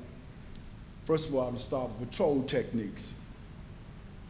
I've had some experience on the police departments, actually 30 years, but that's neither here nor there. And it's in my opinion, I see on occasions the cars, police cruisers do patrol the area, but I've noticed, I'm retired, so sometimes I'm sitting home and not doing anything. In this area, besides Colmar Manor, I understand that sometimes you get radio runs, assignments, and so forth like that. But to be actually truthful, this area of Colmar Manor was about the size of my footbeat some years back. Should see the cars more, I would think, on patrol, in patrol, and also my personal opinion, when the cars are driving in patrol, they're driving too fast. By the time you see something, as a police officer, by the time you see it, figure out what's going on, you've already passed it. So in my opinion, the car should go a little bit slower so they can get more visibility as what they can see. And also on patrol techniques. This building, this is the police headquarters. I've had occasions where I have did some volunteer work. I come up there because my wife works in the evening. And to be very frank with you, I didn't start volunteering because, as I said, for my wife, she works in the evening. Police presence. By this being the police headquarters, it would seem, just to me, that the officers should come in the building and maybe walk around the building, maybe once or twice during the tour of duty. And sometimes maybe walk behind the building just to make sure the back of the building is still here. And that's just a minor thing about patrol. And also, we have occasions where they have certain activities here, paid activities, rentals, or what have you. I'm not saying that the officers should stand in the doorway, but as Chief can expound that most of police work is appearance and perception. If people just see that you are there. Now, I will comment on this, and it's a negative thing I would say, as the chief would quite sure he'll bear me out. If the officer who is working, or might be working the event, if that officer goes back in that office and closes the door, if anything should occur,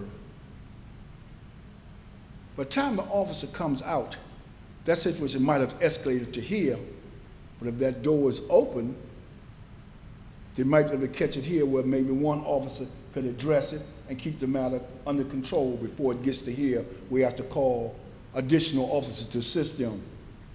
So that's just my take on that. The door should be open, the officer gets out. Also on that same note, when you have occasions, a lot of times there are females that come up here to these events by themselves. Officers should get up, walk outside, and be seen, appearance and perception. At least be seen and given those persons who come to this event, this is a safe town, given the perception is safe. Officers outside walking. Not necessarily standing outside the whole time, but come outside, walk around. How you doing, sir? How you doing, ma'am? Because we have gotten to a situation now in these last several years where it seems that it's a perception now that it's the citizens against the police. I came along at a time when police were part of the citizens. It was communication that the chief expounded earlier, communications back and forth. I am there as a police officer to assist you, to make things better for you. And that's just the patrol techniques. And I've got two more subjects. I'm trying to make it quick as possible before y'all throw me out. Visibility. Back to perception and appearance. Officers need to be seen. Walk through the building, not just come in the door, go in your office, and close the door. Now, I know there's paperwork to be done from on patrol, various things, communication with PG County or whatever you might be investigating, and there's some investigative things they have to do. But you can stop for a second, take a little break, get up and walk around this building, whether it's snowing or raining or what have you. Also in that visibility thing about the back of this building. I don't know how the chief's going to handle this situation, but some years ago, many years ago, our supervisor would put an object, but you know that story. I know what you're talking about, yes, sir. Put an object behind the building. Did a police officer see that object doing his tour of duty? If you haven't seen it, chief can expound better on that. He knows about that. I'm behind on this situation. I see the chief is up on this thing. Also, I see we're getting new police cars. Quite naturally, we need some new police cars because of the turnover, and also you need SUVs because there's been a couple of snows out here in the last, well, not last year, but a couple of years that I don't know how those police cars got up the hill to get to this place right here. But on that note, this is something I personally observed.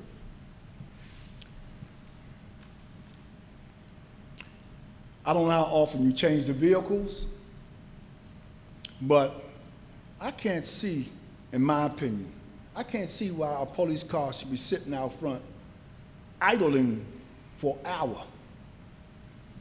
We all know that if that car's idling for an hour, nothing shows up on the odometer, but that car could have drove the Baltimore and back. Now you put more miles on that car, but you can't tell by the odometer.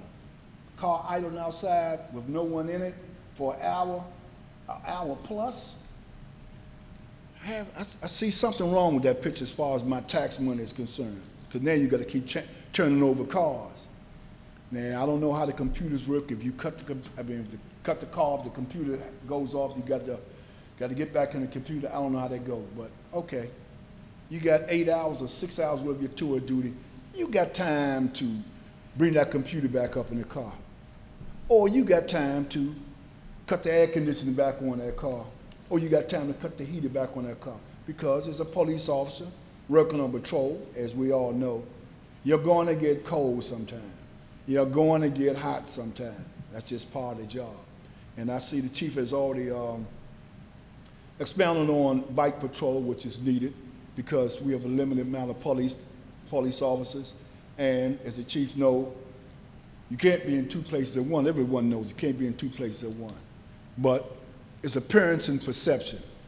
As a police officer, some years ago, we have these stores, carry-out stores here. If I take my police cruiser, for example, just a small example, park my car out front, go inside, say McDonald's, come out the back door, and still go on patrol. I am literally 2 places at once. I am 2 places at once, or maybe 3. Depends where you want to put your hat, or it depends on you took 2 cars out that day, or the bicycles the chief explained, cars sitting here in, say, the shopping center parking lot, on the bicycle, on patrol. That officer is in 3 or 4 places at once, and there's only 1 officer. Perception and appearance. And I've only commented on the patrol techniques, in my opinion, and the training. As the chief said, speak to some people sometime. Sure. Just how you doing, and I'll be candid with this. You don't have to mean it. Perception and appearance. Just appear that you care, whether you care or not. Appearance and perception. And that's all I have to say. I hate to hold y'all up for a long time, but those are the things I wanted to comment on. And scheduling. Last thing. I'll leave. Matter of fact, I'm staying this way when I'm talking about scheduling. If an event is scheduled to last 10 to 10 o'clock, the officer shouldn't be leaving at 10 o'clock. I would think the officer would be scheduled to leave at 11 o'clock.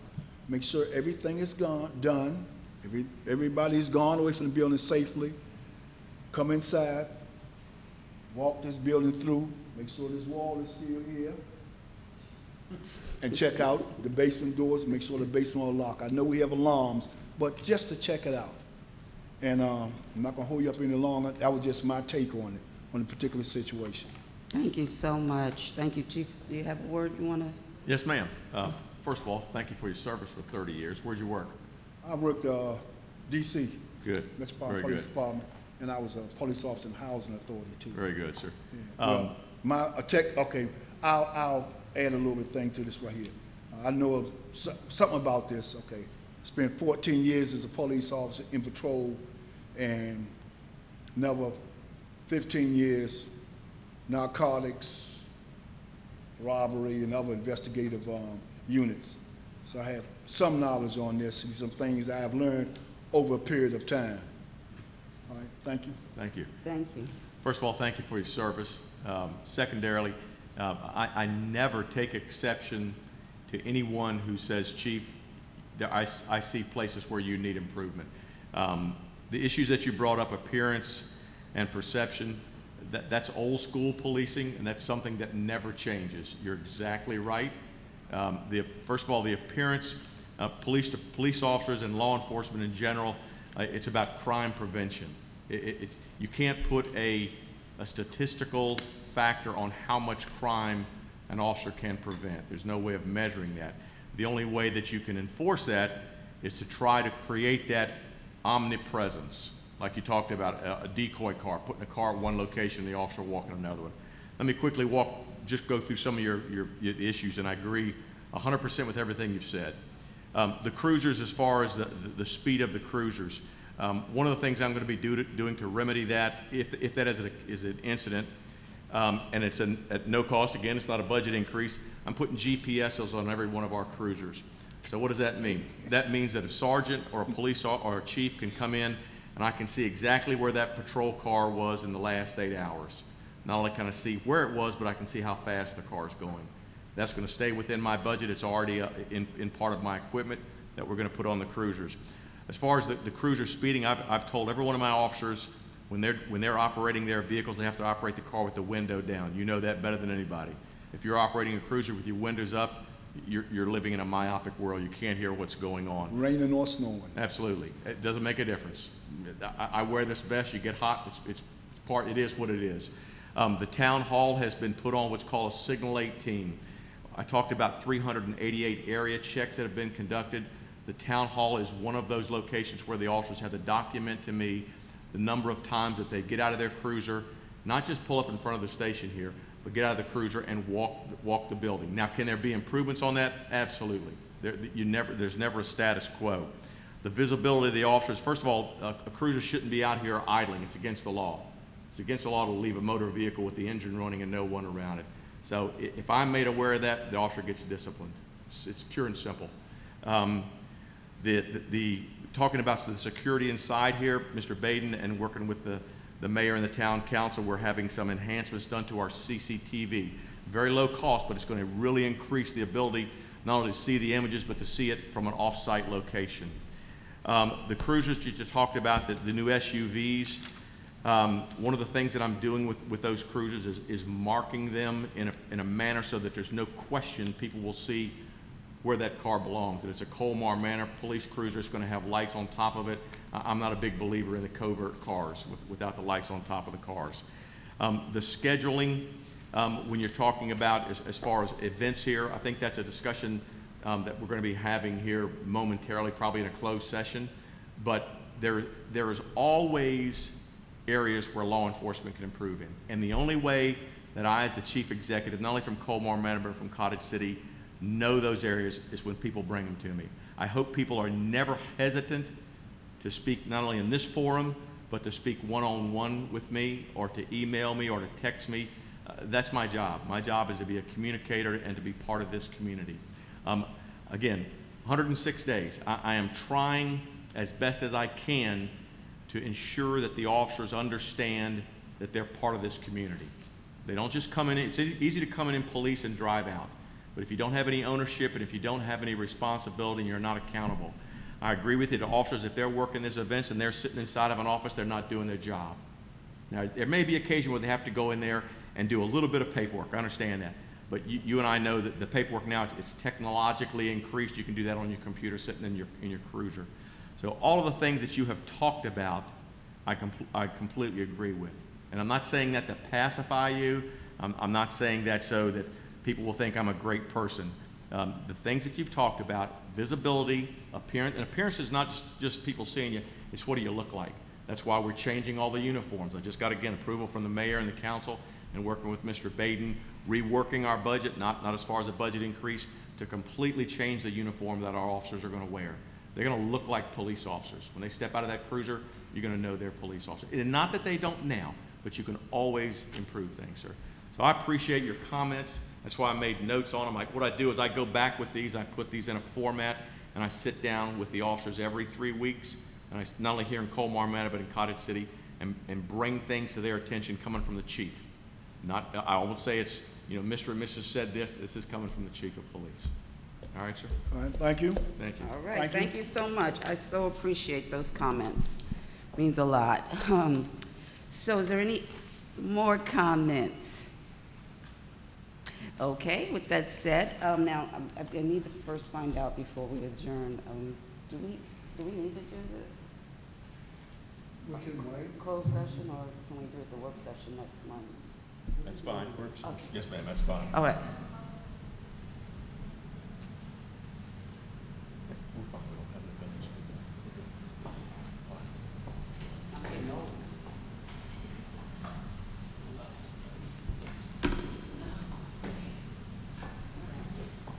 All right, we still have to go into a closed session to consult with counsel. And then we will be adjourning after that with no further additional business. If there will be no decisions, if there is any decisions made in this closed session, we will report out about any decisions that would be made. So I thank you all very much. Is there a motion to go into a closed session? I'll make that motion to stay and go in closed session. Okay, is there a second? I'll second. Okay, all in favor say aye. Aye. All right, we are now in a closed session.